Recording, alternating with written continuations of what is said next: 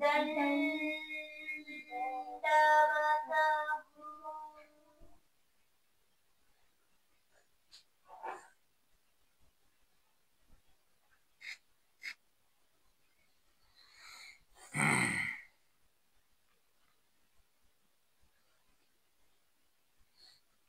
आपण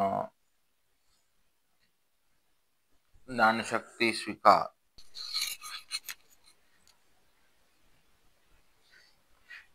परमेश्वराने श्री चक्रधरी शक्ती स्वीकाराचं नाव स्वीकार केलं. स्वरूप स्वीकाराचं श्री चांगदेवराव हे आहेच आहे. आज महानवमी, या निमित्ताने आपण सर्व ईश्वर उपासक 9 दिवस न पाळते आपण एक व्रतस्थ हो ईश्वराची पूजा करत असताना आपण सर्व जण स्थानावर, मंदिरावर, मठात, खेडोपाडी आश्रमात जमा करून आपण सर्व एकत्र ईश्वराच्या नामाचं चिंतन करतो.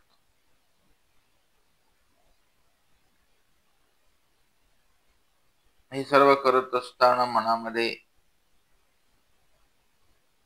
आपल्या मनामध्ये एक भीती असते, ती तशीच राहावी. या नवरात्राच्या काळामध्ये सर्व पदार्थावर देवतेंची सत्ता असते आणि म्हणून त्या अधिष्ठानाला आपल्याकडून निषेध होऊ नये, याही अर्थाने आपण 9 दिवस व्रतस्थ राहून कुठलेही पदार्थ बाजार हाटातले सेवन करत नाही किंवा कोणाच्या घरी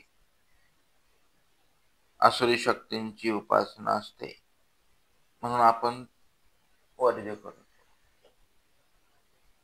काही नपाळत अशा असतात जे आपण क्षेत्रपाळ असतात, जिथे देवतांचे विग्रह क्रीडलेले असतात, जिथे देवतांचा राहावा असतो, अशाही ठिकाणी आपण सतत जात नसतो. किंवा आपण त्यामेला गोसाव्यांनी हिंसेचं नपाळत सांगितलं. हिंसावरती ती स्थानी असू नये, ती जागा तामस असते. काही नद्या असतात, नदीच्या ठिकाणी आपण जावं. अट्टादिक्रमे जातो ना, किंवा असं प्रवासात असतो. नदीच्या ठिकाणी नदी तीरी भोजन कीजे या वचनाचा आधार घेऊन तुम्हाला तिथे जेवता येतं, पण लघुशंका, दीर्घशंका तिथे निवास करता येतो. नदी हे नपाळत झालं आपल्यासाठी, पण किती वेळ? हे सात्विक नपाळत आहे. सिंहस्थामध्ये आपण काय करतो? नदी ओलांडत नाही. आपण त्या देवतेच्या सामर्थ्याची मान्यता करतो की तिथे पवित्रता आहे, म्हणून आपण त्या गोष्टी निषेध. उज्जैन सारखं नपाळत तिथे जाऊ नये, राहू नये, खाऊ नये, पिऊ नये, काहीच करू नये. ते महानपाळत आहे.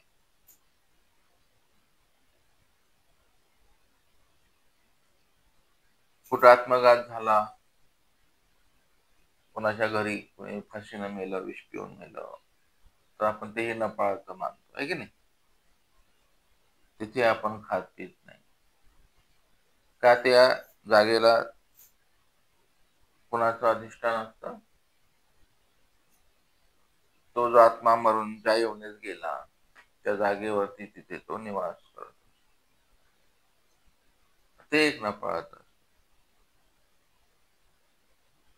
मग काही सात्विक नपाळत असतात. गणपती बाप्पाचं ते 7 दिवस असतात, आपण पाळतो का ते?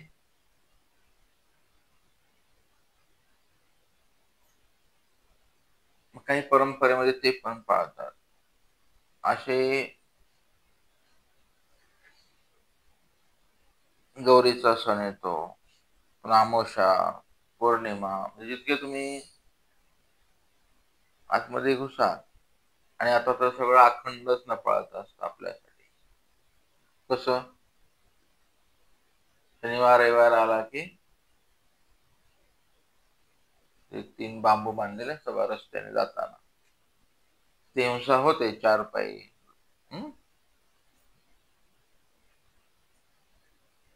ते हिंसेचं नफाळाचं आहे. आता कुठे तुम्हाला नफाळाचा हा विषय जितका चिंतन कराल तितका अगदी सखोल आहे.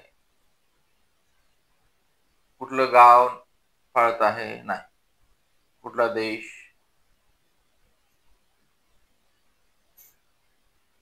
नगर, पाटण, सगळीकडे हिंसा चालते. मग त्या गावात कोणी हिंसेनं मेलेलं असतं, कोणाची हिंसा होत असते, होणार असते. आम्ही परवा चाललो होतो, तिथं 2 शेळ्या बसलेल्या बांधलेल्या होत्या, 2 शेतकरी बसलेले होते. आम्ही तिथं गाडी उभा केली, म्हणलं ह्याचा मालक कोणी नाही गेला गड्या. तेवढ्यामध्ये एक व्यक्ती आला हातात घेऊन, अगोदरच ते तयार तिथे.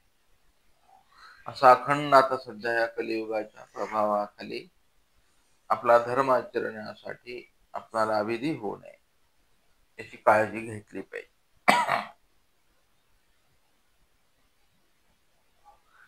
त्यासाठी स्वतःच स्मरण, नवरात्रामध्ये स्मरण महत्वाचं आहे. लीळा, शास्त्र, एक नाही, भजन, पूजा, या सगळ्या गोष्टी आपण करत असतो. त्यामध्येच आजची ही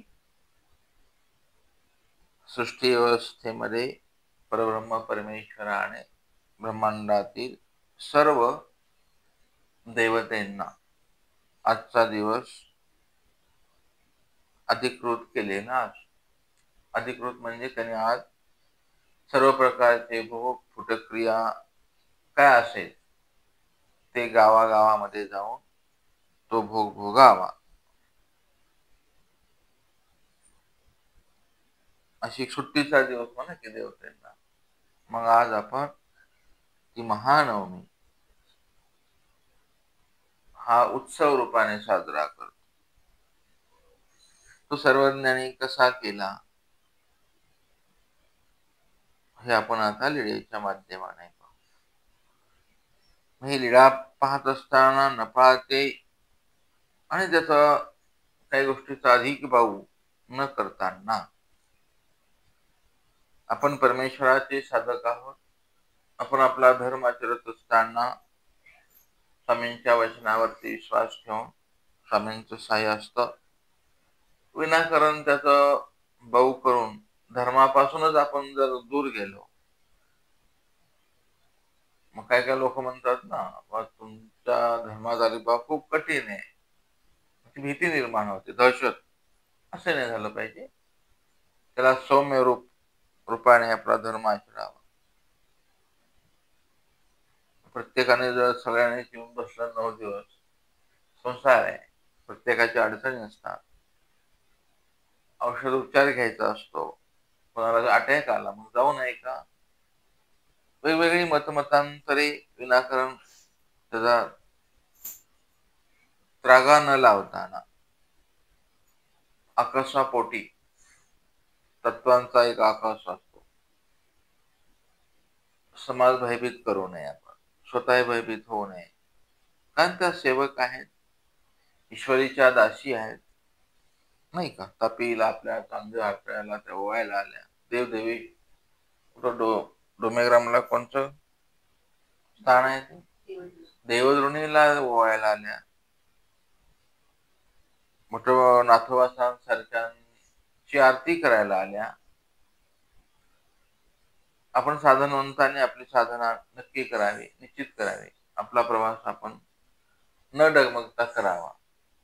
आता हे कलियुगामध्ये अखंड नफाळतो 12ही महिने असतो, म्हणून आपला धर्म आपण आचरू नये असं नाही.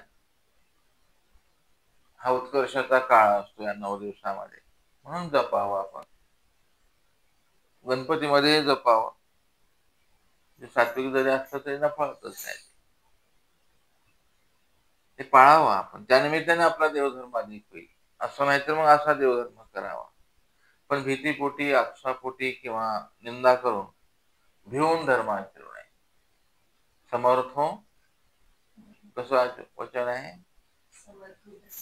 समर्थो धर्म आचरेल. समर्थ होऊन धर्माचा आचरण. आणि स्वामी म्हणाले हे समर्थाचे समर्थकी समर्थ ईश्वराचे आपण आहोत. आणि म्हणून आपला समर्थवाद परमेश्वराने सगळ्यांच्या ठिकाणी ठेवलेला आहे. जगातली कुठलीही देवता परमेश्वराच्या आज्ञेची वाट पाहत असतात. ईश्वराचा जो उपासक आहे त्यांना विघ्न करण्यापूर्वी ईश्वराची ओळखणी मायाची स्थानापतीची आज्ञा घ्यावी लागते. आज्ञा म्हणून दोन्ही कर्मलेपामध्ये किंचित अंतर आहे. जे कर्मलेप जीव स्वरूपात असतात त्याच्यामध्ये एका कर्माच्या नंतर दुसरं कर्म चिकटून नाही राहत, मध्ये गॅप असतो. तो कर्म भोगवताना विचार विमर्श केला जातो. आणि असं घाबरून न जाताना समर्थ होऊन ईश्वराच्या वचनावर अस्थिपरीवर विश्वास ठेवावा आणि आपण आपलं देवधर्म करावा. पण आजचा दिवस मात्र परमेश्वराने सकळ देवतेंना, भूताप्रेतांना, पिशाचांना मुक्त दिवस दिलेला आहे की त्यांनी आपापला मोठा हिस्सा त्या जीवाकडून घेण्यासाठी गावामध्ये प्रवेश करावा, संध्याकाळपर्यंत गावात राहावं आणि ते गाव मुक्त करावं. तर आता सर्वज्ञांचा मुक्काम जालना येथे आहे. आणि गोसावी पश्चात परी उपवड झाला. सर्वज्ञ म्हणतात, बाई आजही नगराबाहेर विजय करीत. बाईसा म्हणते, ते का बाबा? जुन्या काळामध्ये सकाळ सकाळ 5 वाजता उपदेश मंडळी गाव सोडायचे. ही आपल्या स्वामींची विचारधारा आहे. आता ती इथून आली. बायसा म्हणतात, कशाला जायचंय? साई म्हणतात, आज खांडे नवमी, खांडे महानवमी. नगरामध्ये घरोघरी हिंसा वर्तेल, घराघरात हिंसा वर्तेल. आणि हिंसा वर्ते ते स्थानी महात्म्या असो नये की बाई. भोग समयो लोटल्या सायंकाळी नगरामध्ये यावे. हा भोग समय आहे आजचा दिवस आणि तो संध्याकाळपर्यंत आहे. सूर्य मावळला की आपण नगरामध्ये यावे. त्याला विजनाला जाणं म्हणतात. विजनाला जावा. स्वामी म्हणतात, हे नगरामध्ये असेल तर देवता नगरामध्ये विचारून न राहती. स्वामी नगरामध्ये असतील. आता स्वामींचे विशेष आहे. नगरामध्येच आहेत ना, खेड्यापाड्यात आपण उपदेशी लोक आहेत, साधू संत राहतो, किंवा तुमच्या ईश्वरीचं ज्ञान शक्ती आहे, किंवा तुमच्याजवळ नाम आहे परमेश्वराचं. तर हे नगरामध्ये असेल तर देवता नगरामध्ये विचारून न राहत.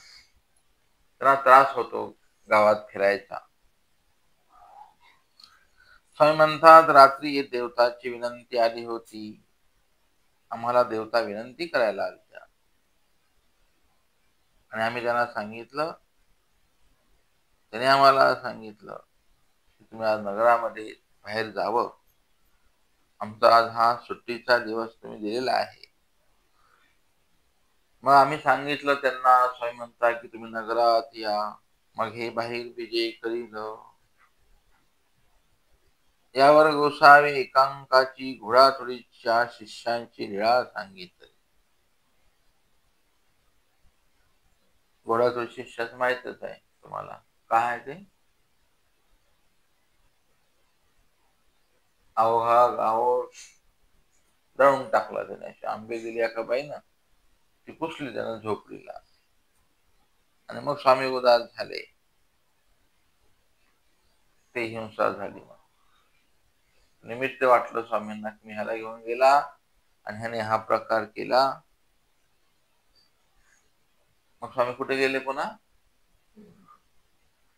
दुहीर देवा भेटी आळंदी. मग प्रथम भेट झाली. मग देवाने परमेश्वर पूर गाठलं. जीवनात असं काही झालं, अविधी घडला, हिंसा घडली, तर कुठे जावं? जिथे परमेश्वराचा निवास आहे, स्थान आहे, प्रसाद आहे. वेगवेगळे मार्ग वेगवेगळ्या गावामध्ये आहेत. त्या आश्रमात देवपूजा असते, प्रसाद प्रसन्नतेचे प्रसाद असतात परंपरेने. तेथे जावं, आपला विडावसर करावा, पुष्प व्हावं, तिथे अन्नदान करावं. हा विधी आहे आपल्या परंपरेचा. स्वामींना भेटायला गेले आहे ना, ते परमेश्वर आहेत. तरी तो आपल्याला त्याने एक आदर्श सांगितला की या निमित्ताने आपण तो अविधी क्षाळण्यासाठी. परमेश्वराला अविधी असतो का? नाही.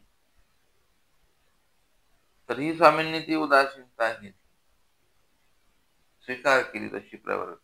नको, आपणही तसं आचरावं. यासाठी ती घोडाथोडी शिष्याची लीळा देवाने सांगितली. आणि मग बाईसांना म्हणतात सर्वज्ञ, बाई आता मात्रा घ्या, आपलं सामान घ्या. मग बाईसांनी मात्रा घेतला, विषदेव घेतला. तो काळ आहे 800 वर्षापूर्वी. अग्नी कुठं काळीच नव्हती त्यावेळेला, आहे का नाही? आणि मग श्रीचरणी उपान्न ओळगवल्या. या दिवसामध्ये स्वामी बाईसांच्या उपान्न कपड्यात गुंडाळून ठेवायचे. का बरं ठेवायचं सांगावं?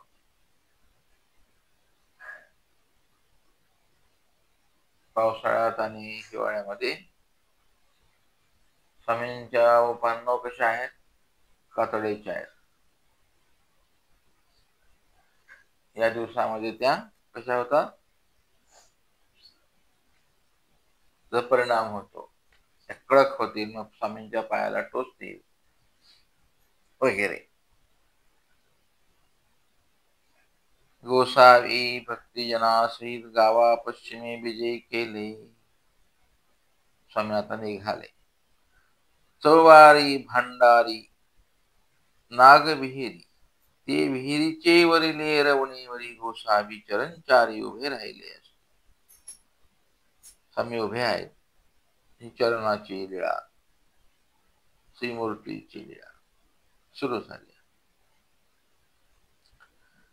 बाईसा आतल्या रवणीवर आसन रचलेला आहे स्वामींना. मग गोसावी आसनी उपविष्ट झाले.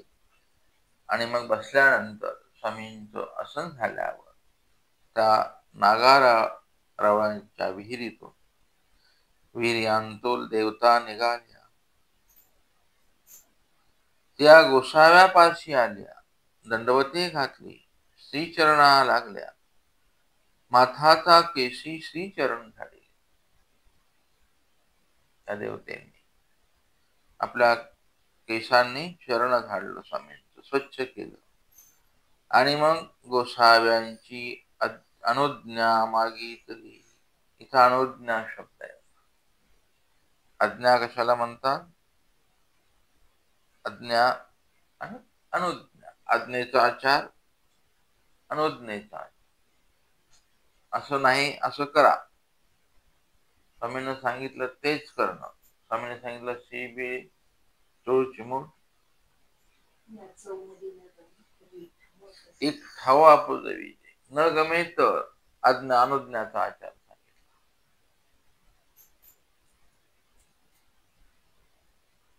या आज्ञेचा आचार कोणता? आपण आज्ञेतून अनुज्ञेच्या आचारात कधी जा.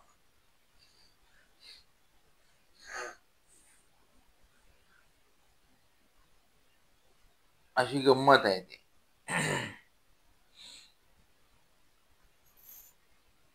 ते आज्ञात कधी कधी आवडण्यात आपण आचरण करतो. जीव लय हुशार आहे तो.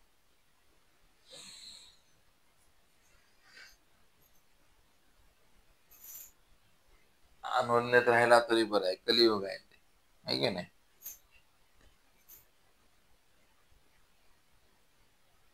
पचन पाचन की जे, हे की नाही, ही आज्ञा आहे देवाची. अशक्ता लागे पचन आहे बाबा, आहे की नाही. मग तो आपण कुठे आहेत, नित्यकी आहे का निमित्तिकी आहे. नित्यविधीत आहात तिथे तुम्ही अनुज्ञेचा आचार स्वीकारच करू नका. निमित्तविधीमध्ये अनुज्ञा चालते, नित्यविधीमध्ये चालत नाही. तुम्ही फसता मग. चौदोबा फसले ना, अनुज्ञेत गेले ते, अज्ञात अस्थिपरी आचरली, त्याने ते पटवलं तर नाही, तुमची इथे हिंसा होईल. तेव्हा ते हिंसेचं निमित्त झालं ना. चिखलं तोडत जातात, तर ते पावसामध्ये बेडकांचे वगैरे आळ्या होतील, नसतात. मग तुमचा वेळ जाईल. त्यापेक्षा तुम्ही इथे थांबा, मी आणतो घरून. अनुज्ञाचा आचार.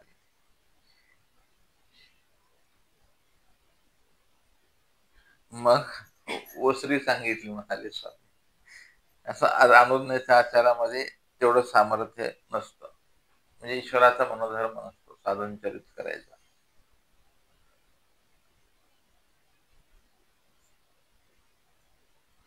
साधा संतांचे ओसरी विडार केले, त्याने ओसरी नुसती धरली, तर साधा संतांची नाही ना धरली, आहे की नाही. हा इथे इथे भंग झाला. छोट्या छोट्या गोष्टी असतात की तुम्हाला तुमच्या पूर्ण आचार गुंडाळून ठेवून देतात.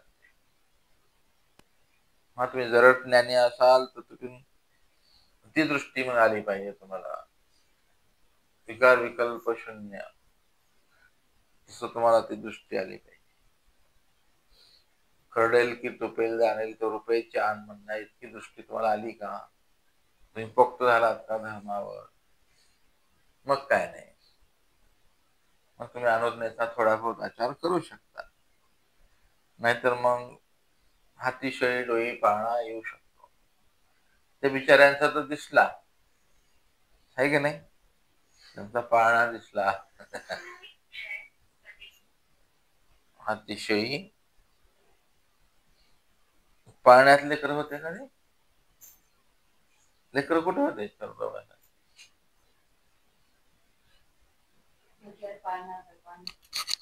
पाळण्यात लेकर मात्रा, लेकर कुठे आहेत. कार्यक्रम तिथला रचंबळ, त्याने मोठ्या हातात शेळी धरली का नाही. हे सगळे त्या वेळेचं सांकेतिक चिंतन केलं तर खूप मोठ्या प्रकारे.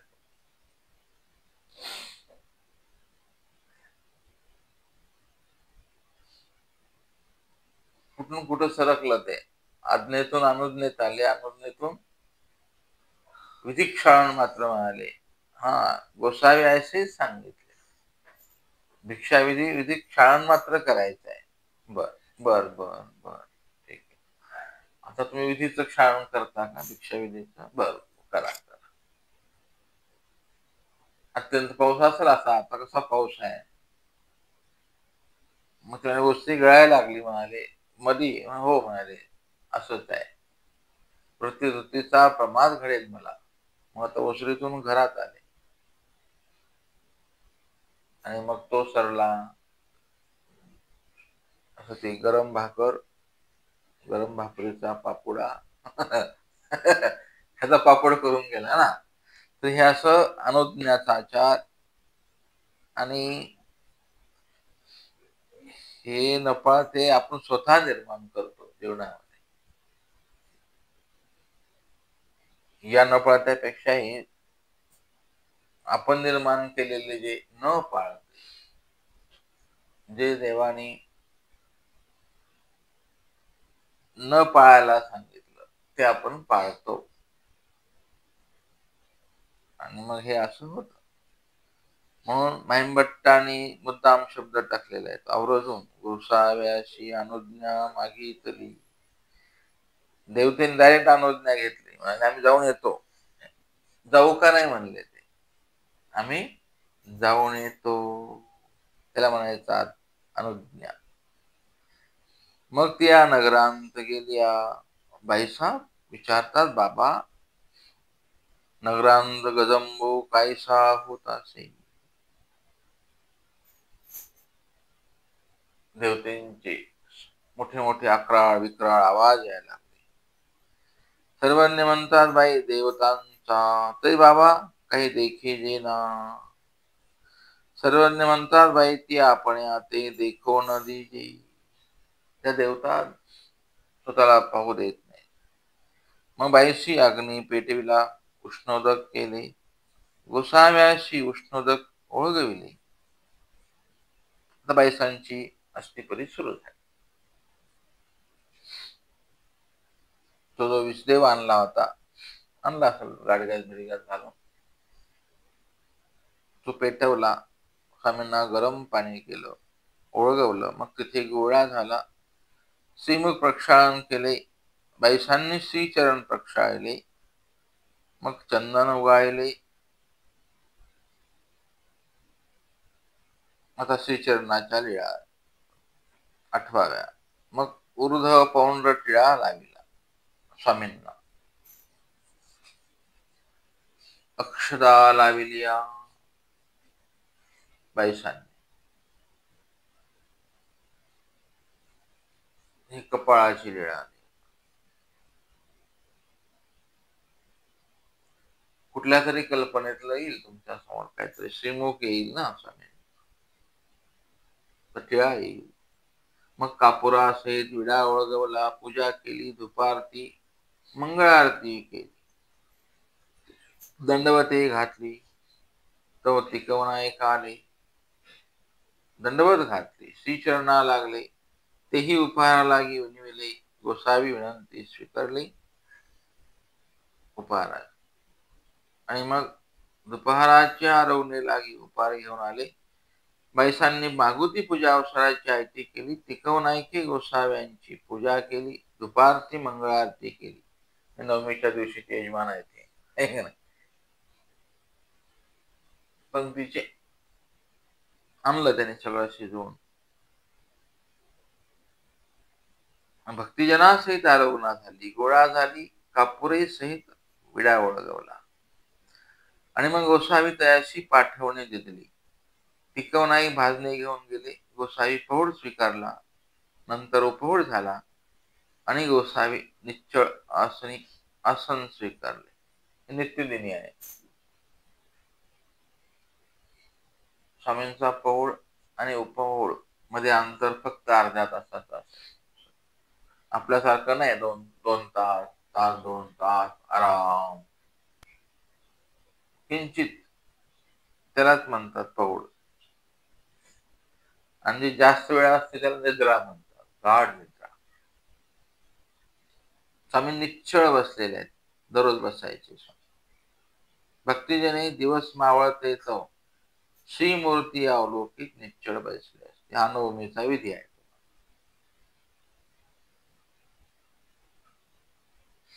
दिवस मावळेपर्यंत सर्व भक्तिजन स्वामींची श्रीमूर्ती अवलोकित बसलेले आहे. कसा अवसर असेल बाबा, अशी एकच लीळा आहे. एवढं पुन्हा कुठली अशी कुठेच लीळा येत नाही. ही एकमेव लीळा आहे. सगळे भक्तजन असे बसलेले आहेत, श्रीमूर्ती निश्चळ अवलोकन करत आहेत. निश्चळ होऊन बसावं लागतं.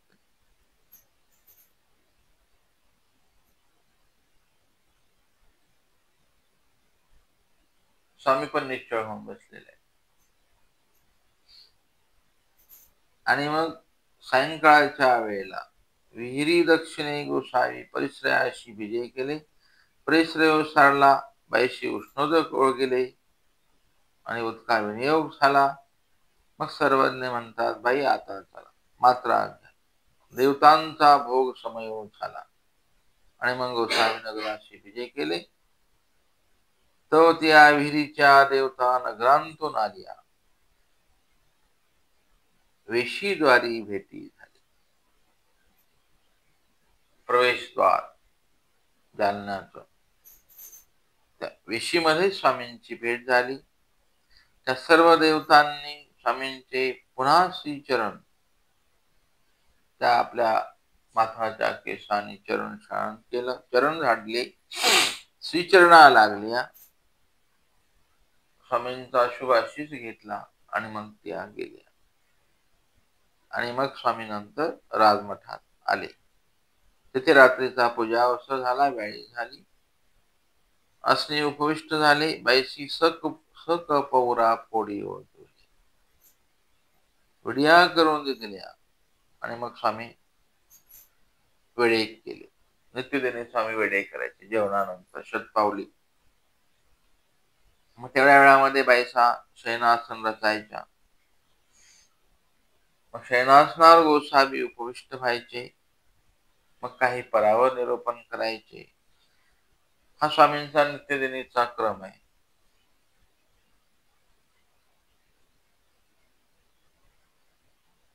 अखंड करायचे स्वामी असं परावर निरोपण. अशा प्रकारे आजची ही महानवमी निश्चळ बसून श्रीमूर्ती अवलोकी बसावं काही क्षण तरी, आणि आपले सगळे विधी एकांतातले आहेत, एकटेपणाने आचरायचे. मग लोकांतात एकांत भेटला तर खूपच चांगलं.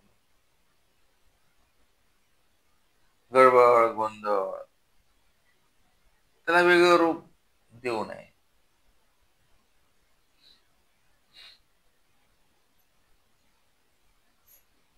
आणि मग अशा प्रकारे हा नवमीचा उत्सव सर्वज्ञांनी संपन्न केला. ती खंडी महानवमी घटस्थापनेनंतर ते शारदा देवी होती ना, आज तिने हत्या केली महिषासुर दैत्याची, नाही का, महिषासुर मर्दनी म्हणतात तिला. ती मांगाची परड्यात पूजल्या जाते वगैरे वगैरे काही पुराणांतरी अशा कथा आहेत बघा. आज ती मांगाच्या घरी जाऊन लपली होती शारदा देवी, आहे की नाही.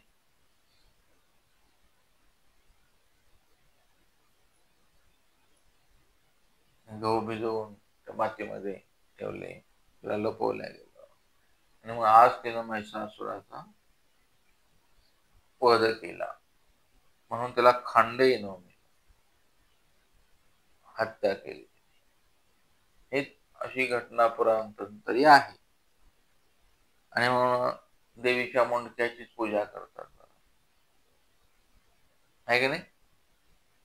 इथून कापलेलं मुंडक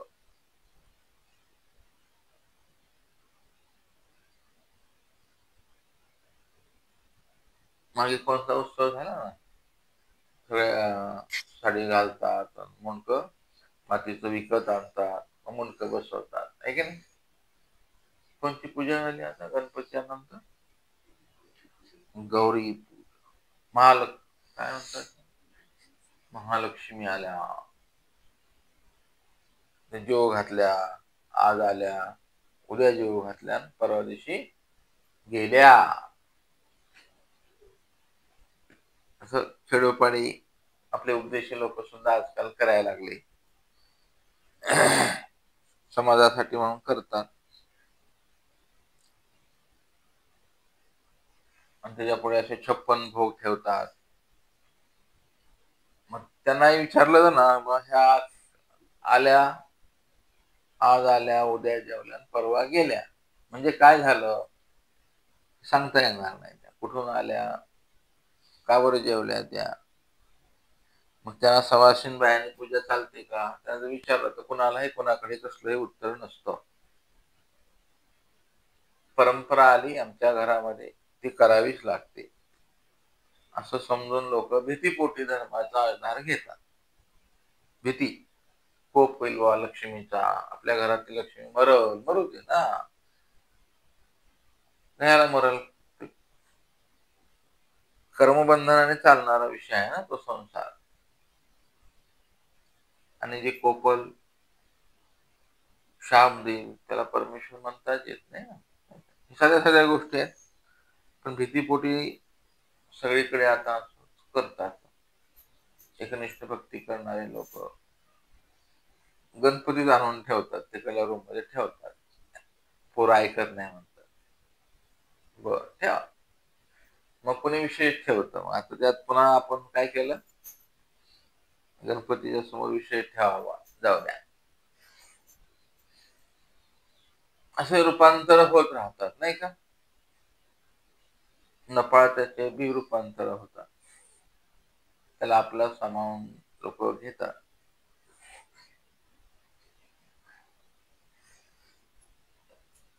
पण ते असं काय होत नसतं.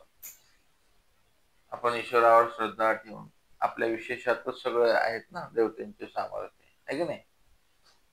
मायेचं अधिष्ठान आहे, मायेमध्ये सकळ देवता आहेत.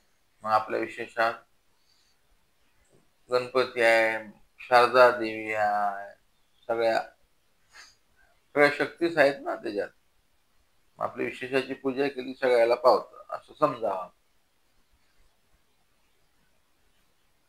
स्वामींनी एक आज्ञा केलेली आहे बघा आपल्या गुरुदर शिवयासांच्या प्रसाद सेवेमध्ये. त्यांनी असं लिहिलेलं आहे तिथे, मराठीत सांगतो तुम्हाला. की आमच्या प्रसन्नतेत आम्ही जो संबंध दिलेला आहे, जो आमचा विशेष आहे, स्थान आहे, प्रसाद आहे, तर सेवित्या पुरुषाशी अवघे गोमटे करावे हो.